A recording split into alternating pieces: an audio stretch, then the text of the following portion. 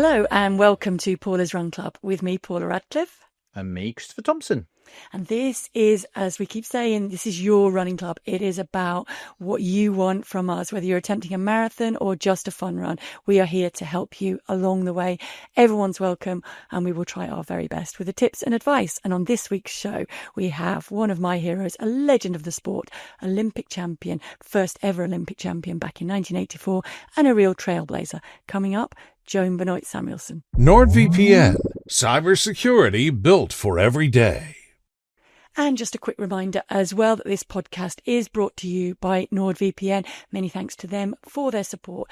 Don't forget, you can go to that link at nordvpn.com/Paula's Run Club, and you can benefit from the great deal that we have up there for you. Gives you a virtual private network, so keeps all of your data secure, as well as enabling you to watch all of your streaming services that you use at home wherever you are in the world. An extra 4 months free is on offer for you, along with a 30-day money-back guarantee.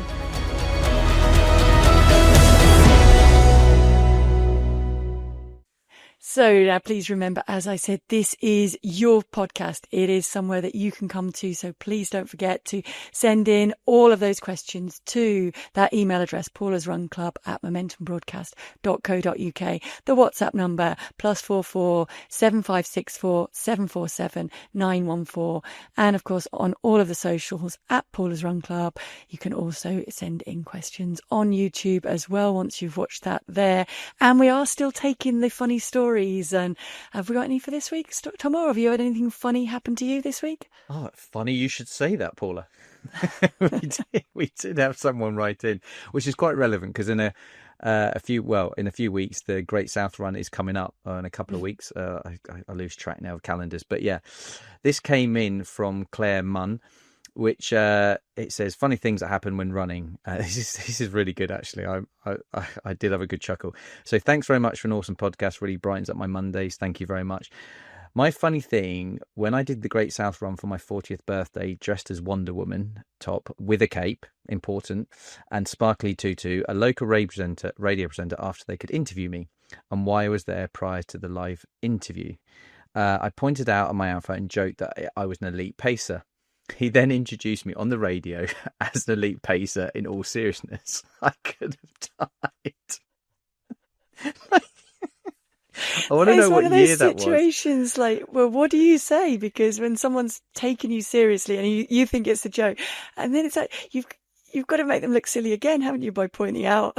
So I get your dilemma there. I think it was kind of a caught situation, and it's really tickled you, hasn't it?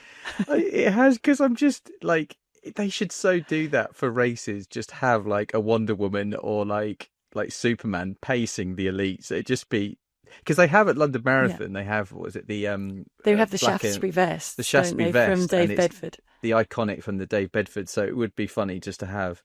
But yeah, I mean, that really tickled me. And to end, she said, and I want to mention this. This is a nod to you, Paula. Thanks for all you do, Paula. You have inspired me to keep running over the years. Inspired my daughter to keep exercising despite her asthma. And you could shout out.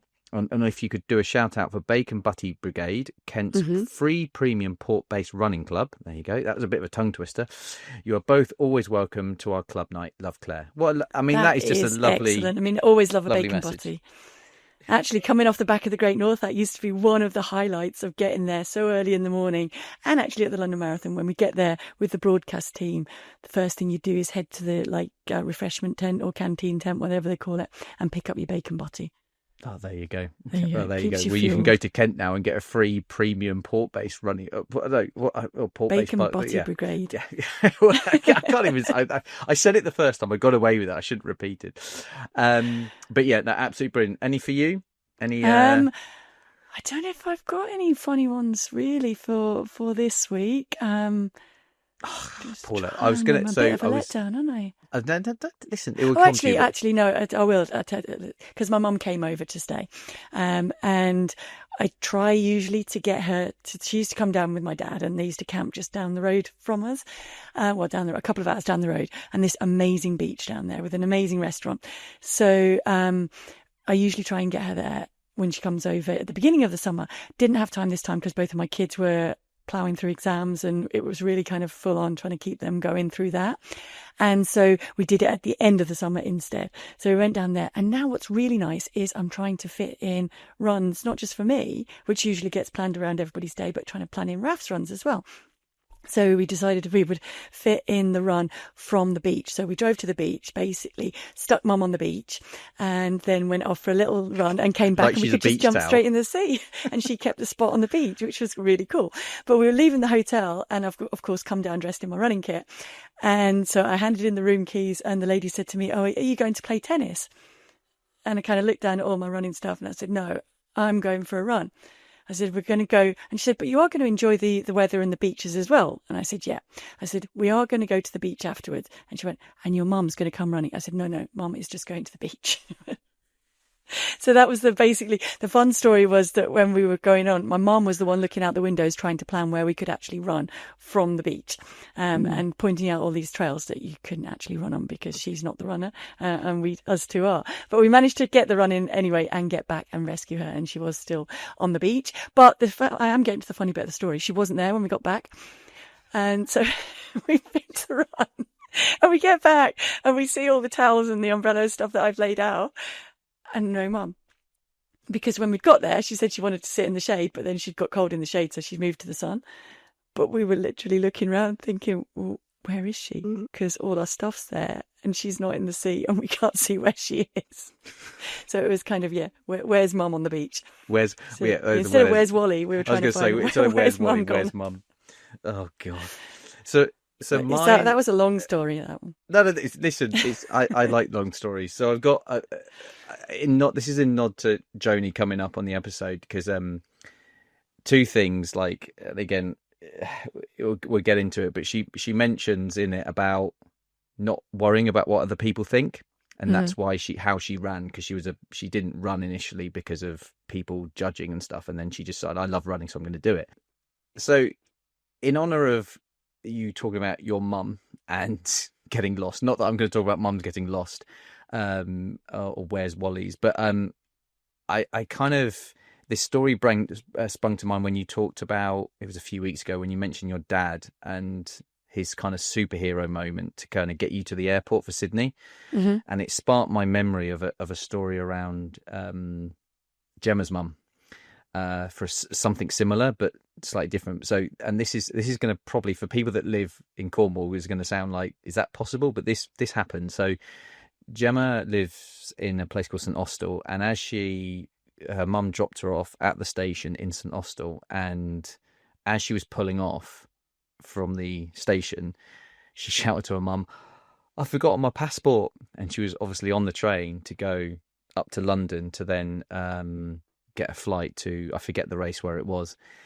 And anyone knows the journey time on the train from St Austell to Exeter, it's over an hour anyway.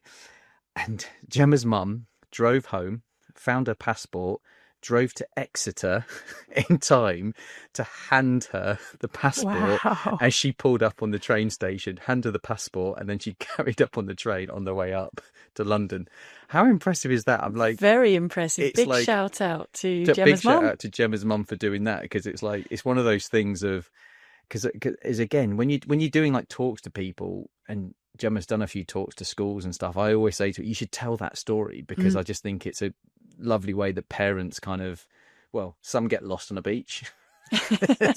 No, but my mum has done a lot of support for my career. I know. And to be fair, she wasn't lost. She was just in the sun, quite happily reading her book. She had no idea we were looking for her. Well, no, exactly. No, I'm only messing. I know your mum's a legend and stuff, but again, that was kind of my story that sparked me. And I thought, when you're talking about mums, and I was thinking about how, my mum did something. She could drive me to training in her sleep. She always used to joke to training, and they did a lot for me. And that story's always, I don't know if anyone wants to try and repeat that. I don't know what the journey time was for her to get to Exeter and beat the train, but she managed and it. find the passport. It's how long she must have known exactly where that passport was. This is true. But yeah, so but I was gonna, moving on from funny stories for a second, I thought one of the things I thought about in this interview coming up was about how it kind of inspired me just in general, just the outlook of life and how to and how you can kind of look at challenges or setbacks as being quite a positive thing. There was actually, to take a bit of a quote, there's an SAS soldier that's I've seen somewhere where he effectively, when he's asked about a problem, his response is always good. That's his kind of tagline. Oh, I've hurt my back. Good. Oh, I've forgotten my passport. Good. And he just kind of tries to turn any challenge or hurdle into good. This is an opportunity to find my inner strength to solve this problem. And it's kind of hearing how people approach problems or approach things in a positive mindset and go turn it into a can do is something that I really get drawn to. And it's a throwaway line of good that I always, in my head, sometimes if I'm feeling overwhelmed, I just go good, because it's an opportunity to find my inner strength to solve the problem. So I guess that throwing it back to you, kind of what that is to you, your inner Joni, I guess is what I'm trying to say, is like what that is and what that looks like to you. Yeah, I mean, I think I guess I've said I take a lot of inspiration from Joni, from others, but predominantly as well from my grandma, who I kind of shared a birthday with and shared the number 17 with, which was a handed down lucky number, which you share as well. Yes. And that is something special. But her attitude was just always, everything was always a challenge. And find another way to do it. So never expect it to be smooth. But if it's something you really want to do, you'll keep trying a different way, keep trying a different direction. And ultimately, might not be a straight path there, but you're going to get there to what you're aiming to do in the end. And I think that's my, I guess, ultimate thing is that, yes, sometimes, as you're saying with the good, sometimes the route isn't the smoothest, but that makes getting to the end point and getting to the goal even sweeter. Because you've had to work harder to get to that point. So yeah, that's, I guess, my inner thing is the harder you have to work for something, the sweeter the reward when you actually get there. And I think that's something that Joni embodies. And I talk about the fact that for me, there are 3 first ladies of women's marathon running, and they're Greta Weitz, Ingrid Christensen and Joan Benoit Samuelson. Greta Weitz, as I've talked about, a huge inspiration for those 9 New York wins, 5 times World Cross Country Championship.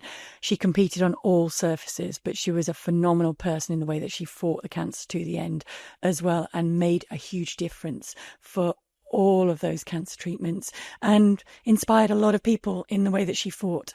Ingrid Christensen, she was the one who inspired me by what I watched her set that world record in 1985. And then the lady coming up, Joan Benoit Samuelson, really needs no introduction, but the first ever winner of the women's marathon, the first time women were allowed to compete in the marathon at the Olympic Games in LA. And she qualified for that at 17 days after a knee surgery, which is phenomenal. It was definitely find another way around, because I need to do that. She harboured her inner good. Yeah. So coming up, that interview with Joan Benoit Samuelson.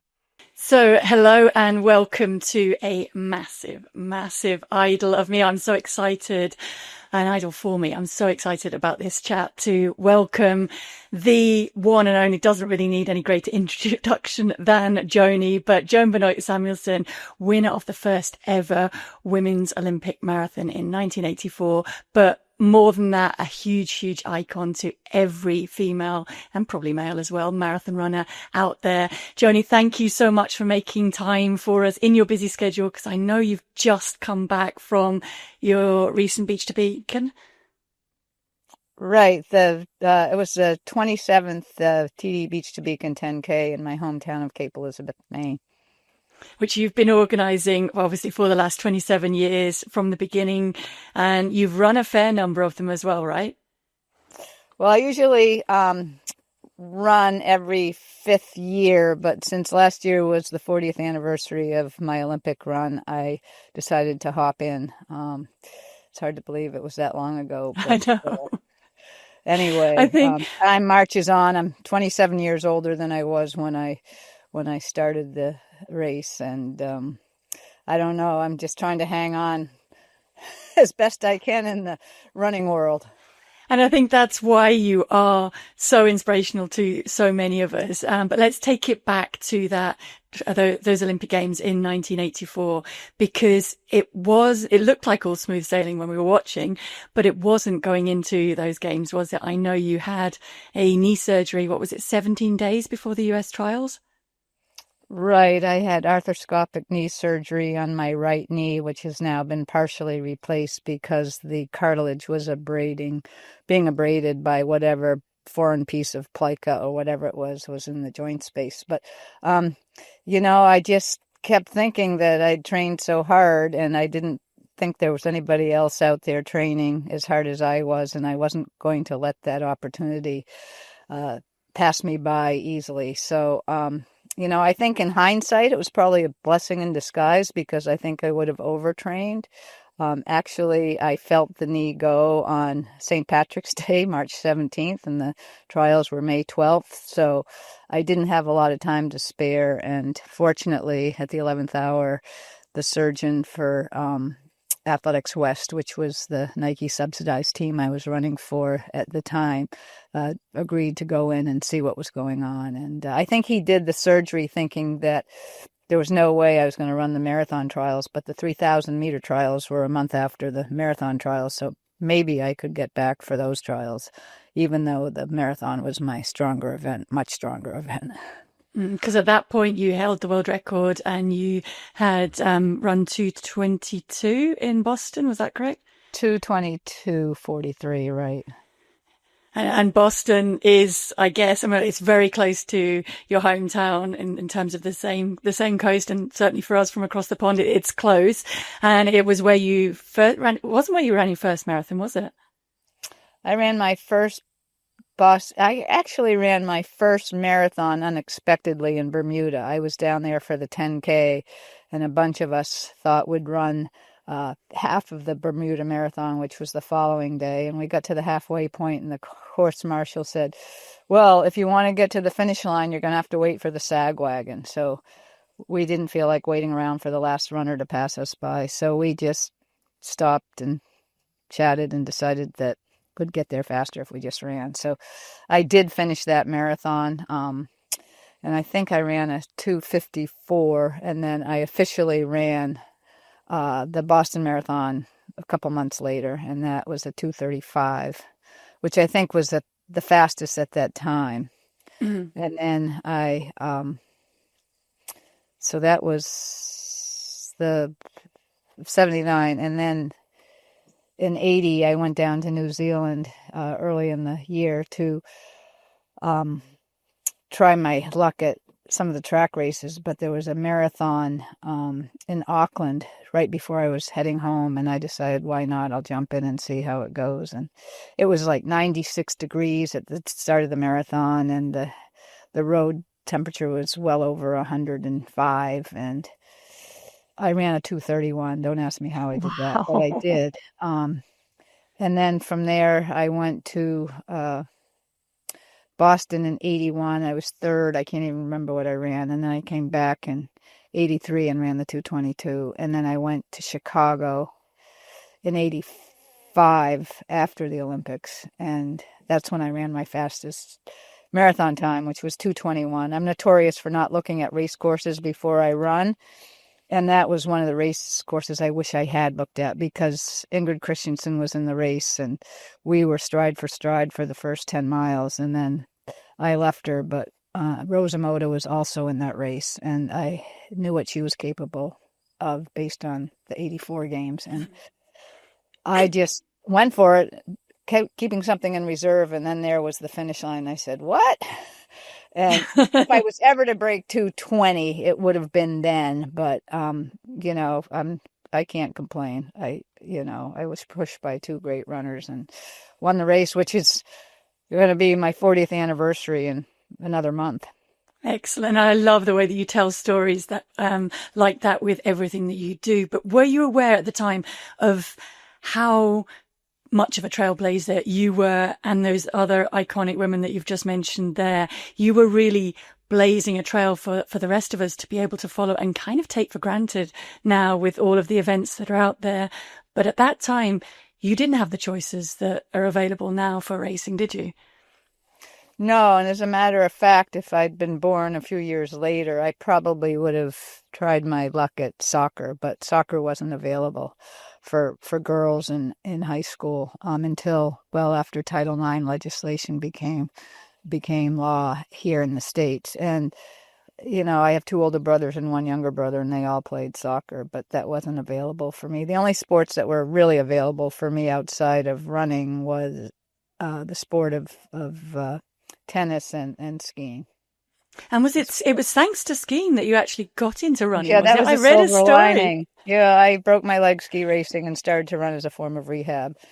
Didn't have to wait for the snow, didn't have to travel to the mountains, didn't need a lot of expensive equipment, and it just kept challenging myself with longer and longer distances. And so I still love to ski, and I still do, but I put it on the back burner for a few years around the time of the Olympics. And what was it that made you fall in love with running? Because it's a passion that you still carry now. And I think that's one of the things that we love about you and that we find the most inspirational is that you're still finding ways to get out there and run all the time and to tell a story with each of the challenges that you take on. What was it in the beginning that captivated you for running?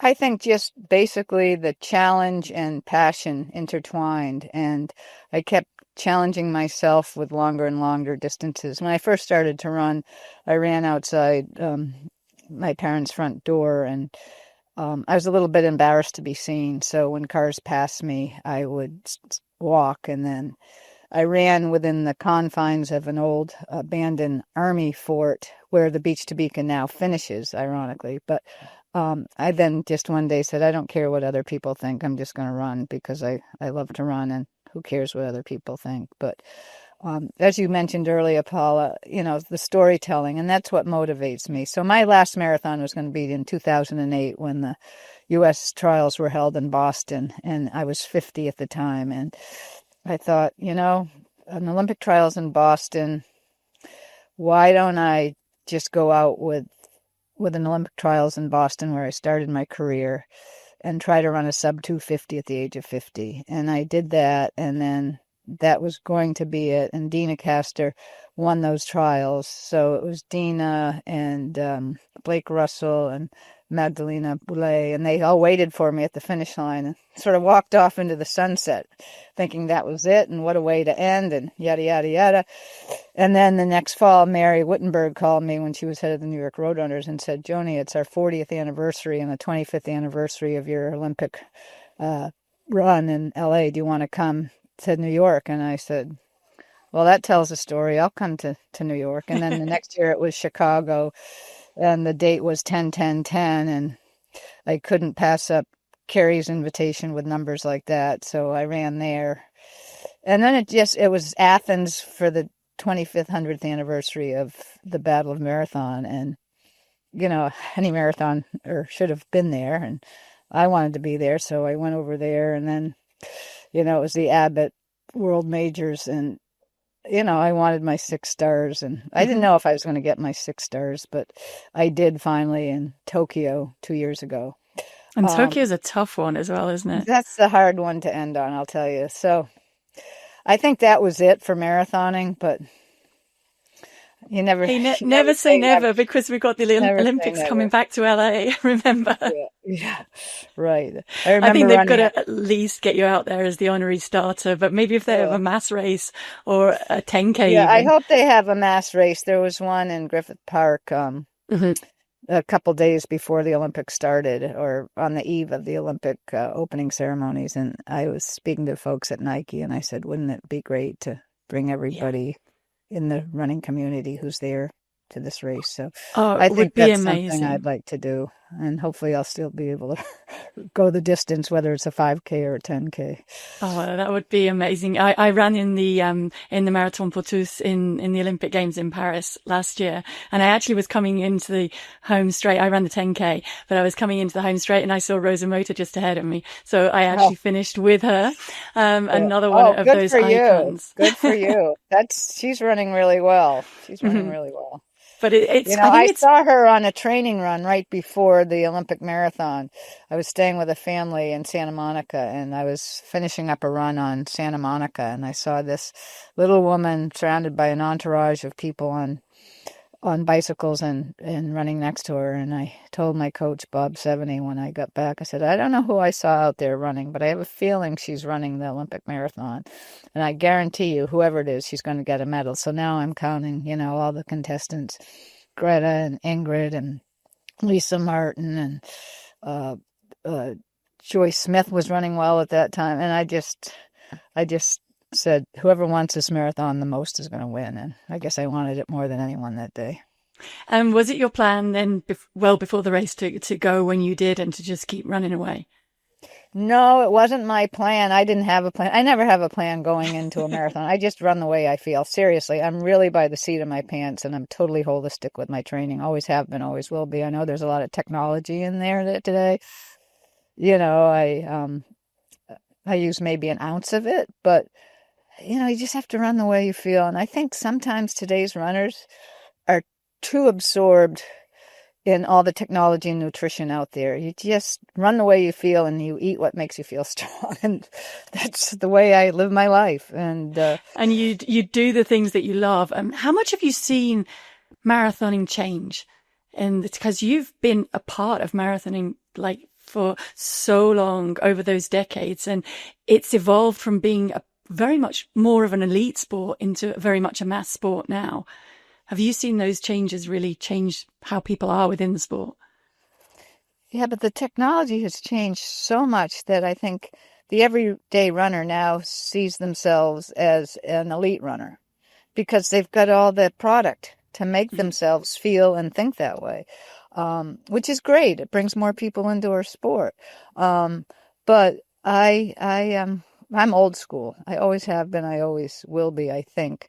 Although, you know, I do wear an Apple Watch and I do track my distance and time, and it's a tool of the devil. I like to call it tool of the devil. You know, I can't run with it and I can't run without it. So what do? But you know, again, I try not to look at it until I finish my runs, and then I kind of guess what pace I've been running. It's slow, trust me, it's slow, but But it's not about you the know, I'm time still now, out is it? there, and I come back from injuries, and people just shake their heads and say, "Haven't you had enough?" But you know, I ride my bike a lot, so when I'm on my bicycle and I see a runner, I say, I wish I was running. And then when I'm running and I see a cyclist, I say, I wish I was on my bike. So you can't have it all. But, you know, I've only done one triathlon in my life, and I'm into that cold water swimming that people write and talk Mhm. about. I think there's something to that. And, you know, I'll go into the main water, ocean water, when there's snow on the ground. And I've even swum through ice flows. Wow. There's something to that. I mean, and again, it's holistic, you know, it's not going into an ice tub or into a cryo, you know, booth. It's Mhm. just what nature gives us. I subscribe to. And, And you a know, big I'm part of that. obviously very concerned with climate change and seeing the changes, the tangible evidence of climate change. And it's a Mhm. scary thing. I mean, we see Yeah. it right here on the Maine coast. There's a lot of erosion. There's storm surges that are more frequent, rising sea level. But, you know, I feel like I'm a barometer for environmental changes, actually. Yeah, because you get to see it firsthand, I guess, as it's coming through. And I think for many of us as runners, because we're outside, we really appreciate what it is and the beauty that we have, and that it's temporary and we need to look after it, kind of moving it forward. Dare I ask about super shoes? Do I'm you use them? they're a little too noisy for me. No, I do use the super shoes. I do I love the peg. I love Mhm. it's Yeah. tried and true. And you know, I think if we tell a story my for the last half listeners that, marathon, I ran in pegs. I ran the Olympic trials in pegs because I had a calf injury, and I've never dropped out of a race in my entire life. And I did the After Dark half marathon, the Nike After Dark women's run in LA, and I really didn't know if I could go the distance, and I really was very nervous beforehand because I didn't want to drop out of a race. I never have, and I hopefully never will. But I take a lot of risks. And I think that's good. I think that keeps you Yeah. alive in your sport. I think it keeps you pushing it. And I wanted to ask you a couple of specific areas for our listeners. And one is running through pregnancy and returning after children. And the second area is as our bodies age and as we get through our 50s and 60s, we're getting a lot of questions of how do I manage that? Can I keep the quality? How do I work with my body to keep getting the most out of my running?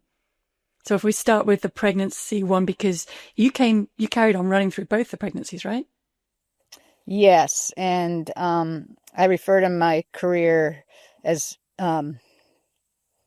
BC and AD, before children and after diapers. And it used to be that I planned my day around my running. And after becoming a mother, I planned my running around my day. And that was a huge change for me. And I think a good change. I mean, I had children to be there for them and tried my best to be there, you know, as much as I possibly could. And certainly for the big, watershed events in their lives. And both children run. We all ran the Boston Marathon the year after the bombing. I felt a real need to go back, and our daughter Abby ran too, and I can't keep up with her anymore. She's well beyond me.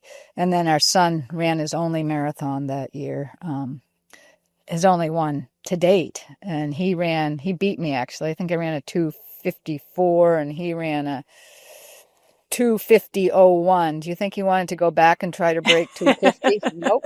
One and done. He was one and So, done. yeah, and it still bugs me to this day, but he stays active in a variety of sports, and our daughter, is a low 2:50 marathoner. So, it's fun to have them, and my husband Scott's actually training for the New York City Marathon right now. He Oh, wants us to have the excellent. 6-star, and he'll finish in London, hopefully next Oh, spring. that's So you're going that's to be our really tour that's really guide and cool. take us to the Cotswolds and places like that, right?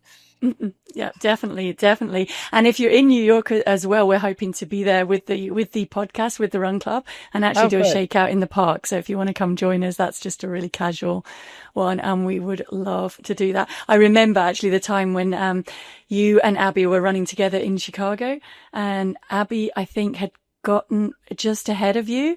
And then she was having a really bad day and she was actually slow, and you went past her in the home straight, and I just remember her crying out, "Mom, Mom."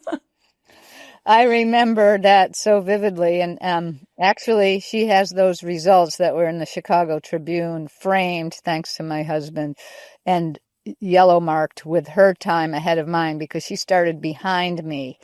So she actually had the faster time. Had I known that, I wouldn't have waited for her at the finish. But it's all good, and it keeps us both going. So it's Yeah, and you great when you keep. have family who respect and enjoy your sport. It's there's nothing like it. And I have to say a big thank you to Abby as well for keeping me company this year when I was going out to complete my 6-star, and we travelled out together on the bus, kind of hung out in the tent before we got started out there. And it just made that experience. If I couldn't run my last one with you, it was really special to share it with another There's no Samuelson. way I could keep up with you I would have these loved to days. have been able to do that. And what about as you've talked about the fact that part of keeping going, I think, as you get older, is that stubbornness and is the bottom line that you just love getting out for a run. But are there any other techniques and tips you can pass on? I think cross training becomes more and more important as you age. I mean, I try to split my week up between rides and runs, and I do, not a lot of long distance running, but I like to get in the ocean when I can after I run because it just I like to do the breaststroke and that kick because it just keeps my hips open, and knock on wood, I'm on a wooden picnic table right now, but my hips have not given me trouble. And people have looked at x-rays and said, I think you're going to have something, but I just sort of put that noise out of my head and just, I don't want to say soldier on because I just keep going. I had my first case of plantar fasciitis last year. I've never had it in my entire career, and it really crippled me for 6 months, and I was able to get out of that finally. But when people say they have plantar fascia now, or fasciitis, I empathize with them because it's a bear of an injury. Hmm. Yeah, I think things with your feet just become very, very hard to deal with because it limits the amount of cross training that you can do. But I'm also a big believer in just keeping moving in some shape or form to basically keep pushing back the time. And I found, because it took me a while to recover from my calf that I tore in Boston. Yeah, I remember that injury. Yeah. Oh, boy. And so that was a long time coming back, but I am finally able to get back running now. But when I got back, the hardest thing was all the other bits that start aching because you've had time off and you're not used to running all the time.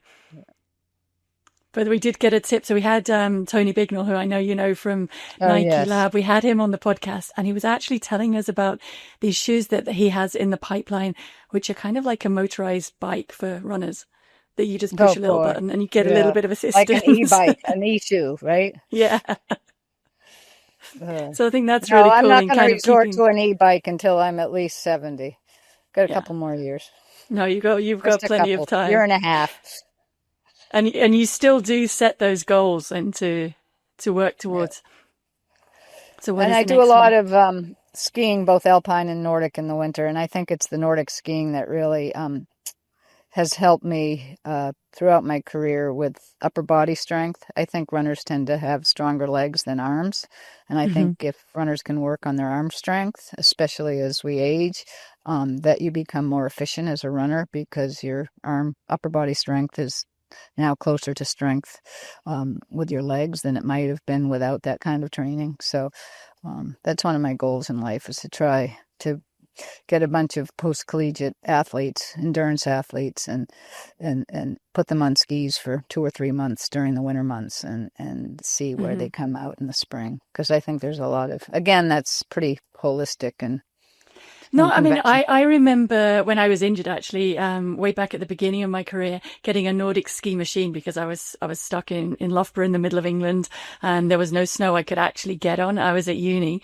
And I remembered reading about the fact that you skied and Ingrid Christensen skied, and she used to actually ski with the kids behind her in a sled, and she would ski them to school and then ski back and then go training as well. So I thought, well, if it works there, then I'm going to try it. So I was stuck on a wooden ski machine. Yeah, and when you're pulling kids, it's even harder. So no wonder she was so good. Well, I think it just worked as a cross-training effect, and also in terms of strengthening you. And that rivalry was something. I mean, I remember just being captivated by the rivalry between yourself, Greta, Ingrid Christensen, and then later Rosa Motor as well. And it just kind of, it was, you were all such strong, inspirational women, but you also got on really well. And I think that's what really inspired me as well. Well, and then you came along, and we actually, Scott and I went to Norway. It was a lean winter as far as snow is concerned this winter, but we had quite a bit of time with Jack Whites and his new wife. So that was really fun catching up with them. Mm-hmm. Yeah, no, I think because we were just chatting with Ailish McColgan for the podcast last week, and she was talking about how she remembered growing up as a kid, and Greta was helping to coach Liz, and she had no idea of the status of what Greta had achieved and who she was. She just thought that she was someone who was just helping out. Yeah, it's nice sometimes to fly under the radar. She is a special, special lady. So I know you have grandkids as well. Now they're a little too young to start running yet, right? Well, they're running, or let's put it this way: Charlotte is 4.5, and she talks a big game, but when the race starts, she's like, I don't really want to do this. And the 1.5-year-old Cooper, he's runs everywhere, and he's got unbelievable balance. So I don't know what's going to happen with them.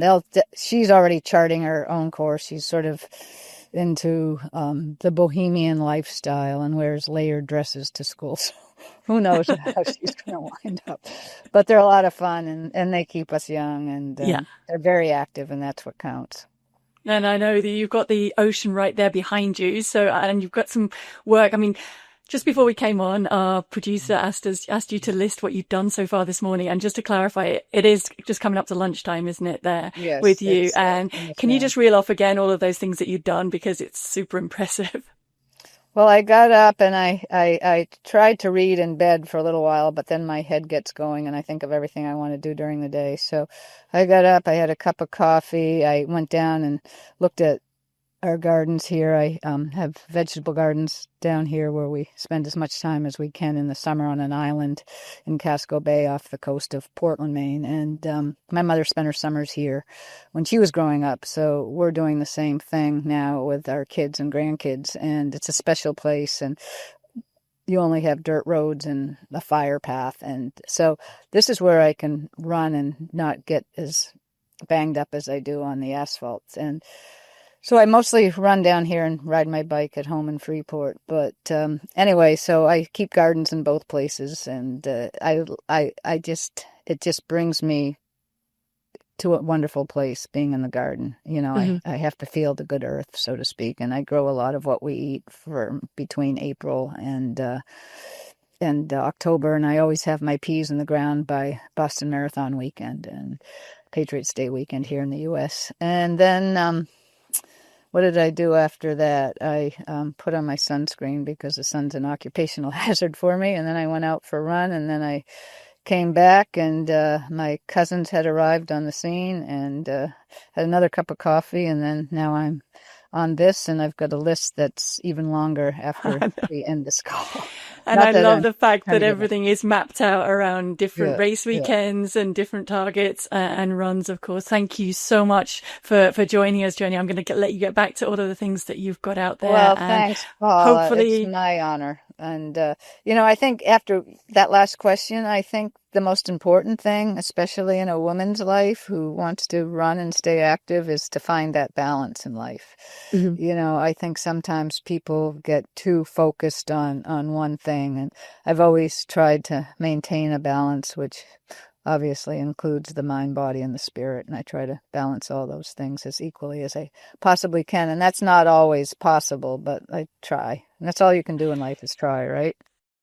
Wow, thank you so much, Joni. I told you she was someone really, really special, Tomo, and I think that really comes across, and you can see why.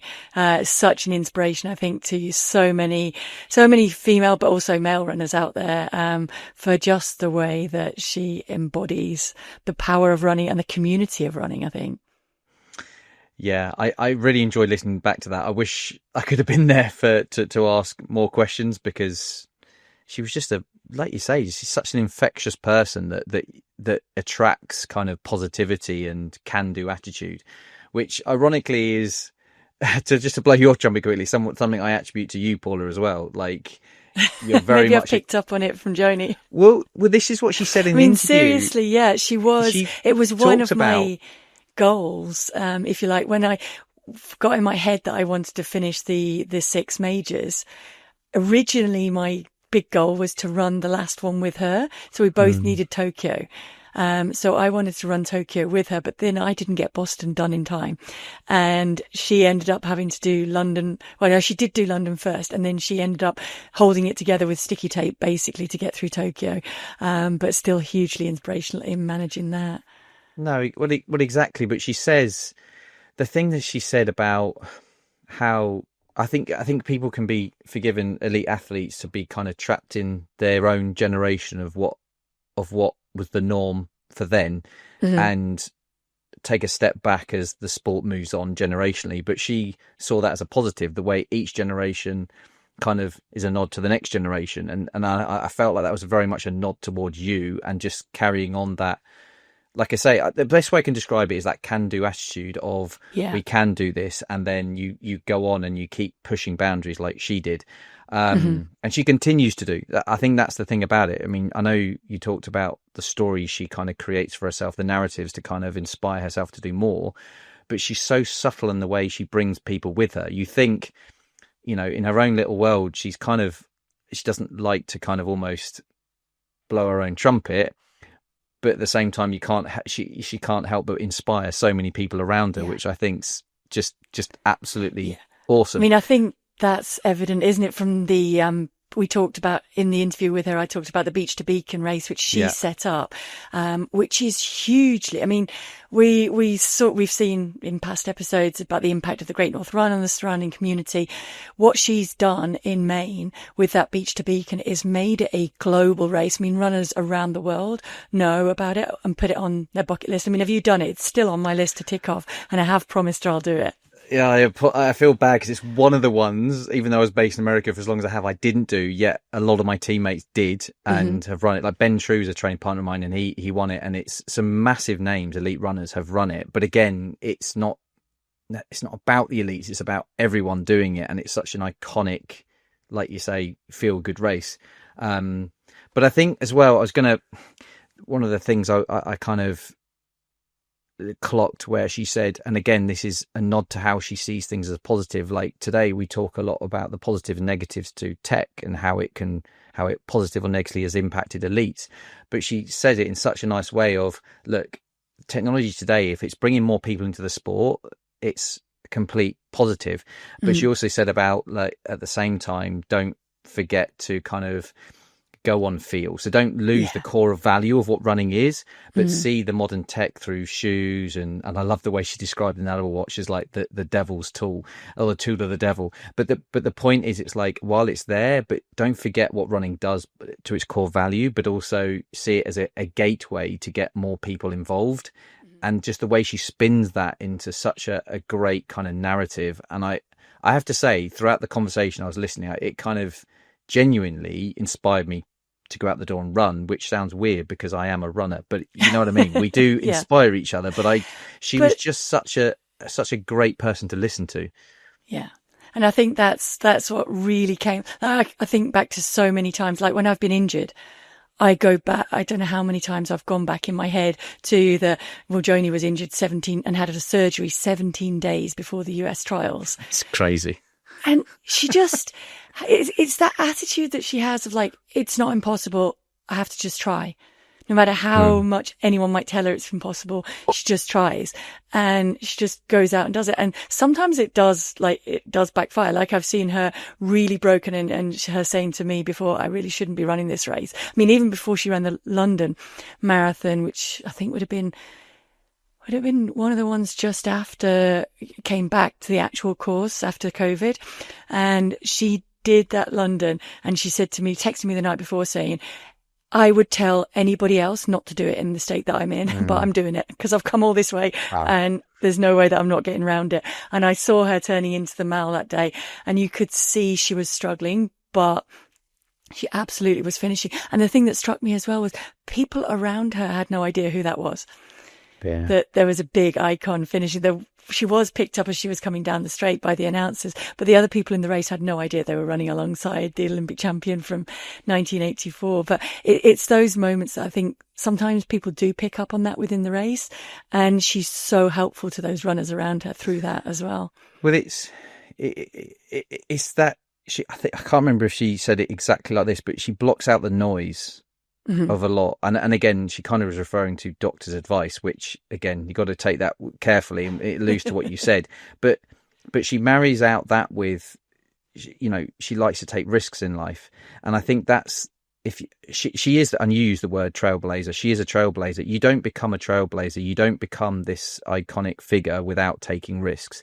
And I think runners become used to taking risks as a norm, because it's what makes us feel alive, I think, a little bit. And I think it's clearly something that while she has her routines and she has her kind of touch points in a day and structure and stuff, she also just knows that life is there to live. And it sounds a bit extreme, but it's not, because I think it's so natural to her. You know, it's not like it's like a big drama. It's like, I want to do this, so I'm going to do it, and I'm going to bring my body with me. And I did. One of the things, again, I took from this was she mentioned about breaststroke and how good it is for hips. And I thought, I'm convinced I'm going to get a lot of hip issues when I'm older for a variety of different reasons. Although my hips have never been that bad, it's been stuff around it, and I feel like I'm a bit wonky. That's a medical term, wonky. Wonky. And it's Actually, thinking about it, have you ever heard of this, that there was a game show with Anton Decker? They called it Wonky Donkey. So maybe that's my new nickname. I'm a Wonky Donkey. Anyway, but she talked about how breaststroke kind of really helped. And do you know what? Literally, because I listened to this, when I listened back to it, I was in the swimming pool the next day, and I was in with my boy, and I thought, do some breaststroke, it will help my hips. So she influenced me to do that, and I thought, I'm doing the action as well for those watching. But it's the hip action we're meant to be looking at, Thomas. Yeah, you can't really do that when you're there. But no, exactly that. And I think for any runners, and we have so many, don't we, messaging each week asking how you manage things as you get older. And for me, again, she's someone that I take huge inspiration with, because she doesn't put a timeline on it. She doesn't put, oh, I'll run until this time. She just puts out there, I'm going to keep running as long as I can. And I'm going to move the things around it to enable me to be able to keep doing that as long as possible. And I think that's such a great attitude to have. It's basically, I'll take each day as it comes, but I'll do what I can to make sure that I try and extend those days of running for as long as I possibly can. Yeah, what was that? What was the line she said when she pre-kids? The day revolved around running, and day around running, and now then she after plans her kids, running around a day. Yeah. Which she was full of just little quotes like that, and I'm just like, do you know what? And I've just thought this. It's like it's a way of simplifying difficult problems, and I think when people can do that, and I think runners tend to be quite take very difficult scenarios and making it very simple in their mind to then execute.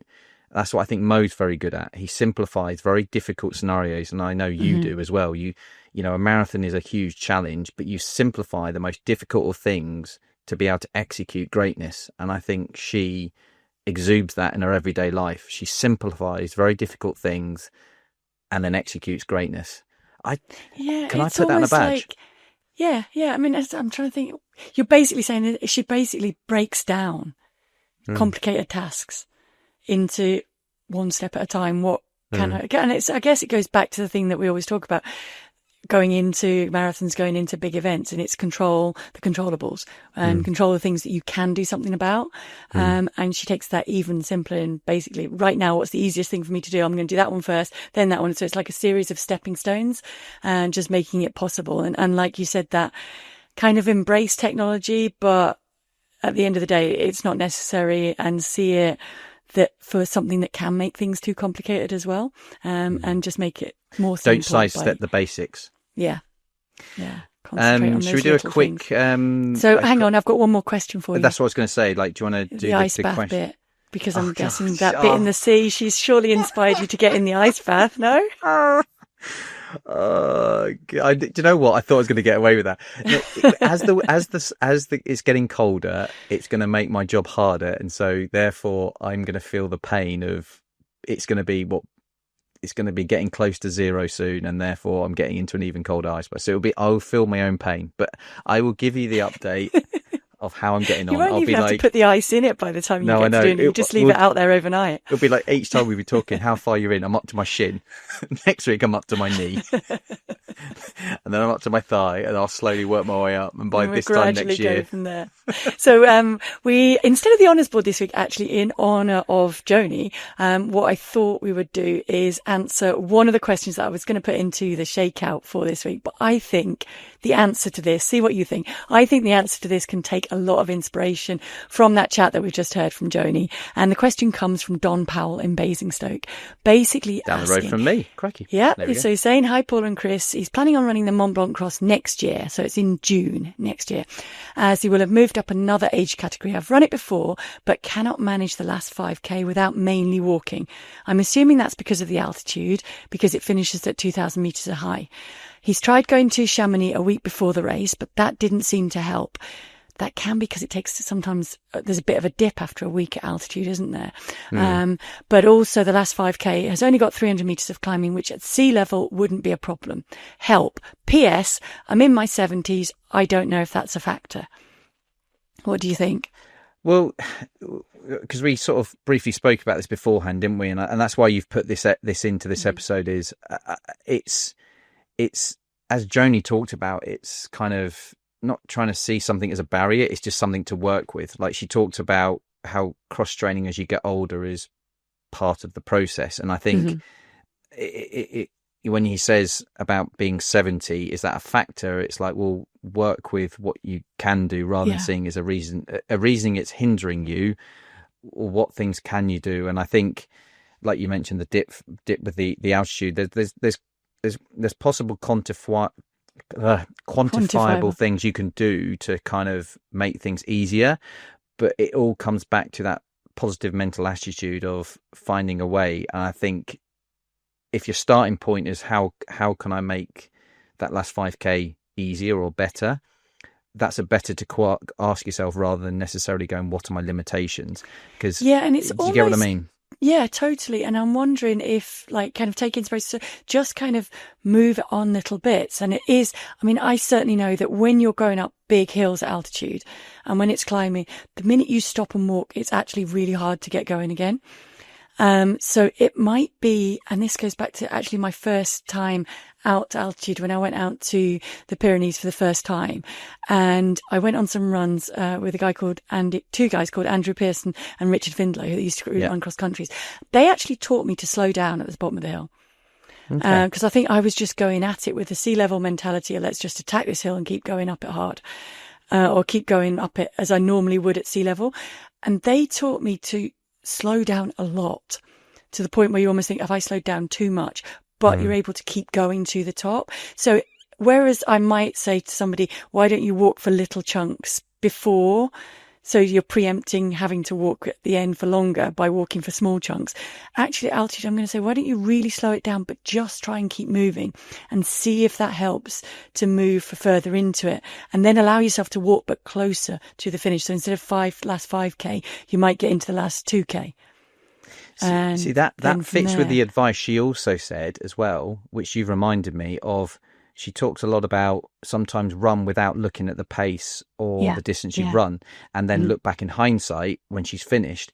And that, with what you're talking about, sometimes our perception can be skewed by what we see on a watch. And actually, if we just ignore it and then look back in hindsight, things are never.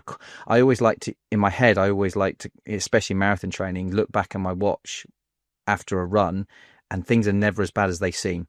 So what I think about, what pace am I running without looking, look back, and I go, actually, and that creates a kind of a positive feedback for my brain of when I am struggling in a race, I can tell myself, well, I know in training, I've seen evidence that it's never as bad as it seems. So it goes to your point of when you slow down, it might feel bad, but actually you're probably moving quicker than you think. Yeah. And also the difference between sea level and altitude. I think for Don not to think about what pace he would be running, and it's only 300 metres of climb. 300 metres of climb at 2,000 metres of altitude is still quite a lot of climb. No, and it's so a heck of a lot. that's still a lot in there. So it's I think more than what some really people run in a scaling marathon. it back. Yeah, totally. So really scaling it back, I think, will help to do that. So Don, I really hope that helps. Good luck in your next age category as well. And one more thing I was going to say, and upper body. She mentioned Nordic skiing and upper body stuff, and that can obviously help a lot with things like that. So don't neglect the upper body, because that could be an extra bit of oomph to get you up those last 300 metres. But if you are carrying poles, which I think a lot of them do, don't they? So a lot of good luck in that. Talking about the Nordic, that gives me a good intro into the NordVPN. Don't forget that thing's still going. That was clever. That was very good. Not really. I don't think it's anything to do with Nordic skiing, is it? Well, no, but it sounds like it is. It's very clever. It might help if you're in Mont Blanc. Then you could be able to stream everything that you could do at home. So don't forget, we still do have that special offer going. It is nordvpn.com/Paula's Run Club. NordVPN, cybersecurity built for every day. And I think that is pretty much it from this week. Please do continue to send in everything. Don't forget, we have the weekly shakeout coming up. That email address, in case you've forgotten it, is paulasrunclub@momentumbroadcast.co.uk. Their WhatsApp number is +44 7564 747-914. And we are all over socials as well, Instagram, TikTok and X. And you can watch the full podcast on YouTube. A reminder that we are now dropping on a Monday, of course, with the main pod. And we still do have the Shakeout dropping every Thursday with even more of your running questions. This has been a Momentum Broadcast production. Thank you so much, Joni, for joining us. And thank you for listening.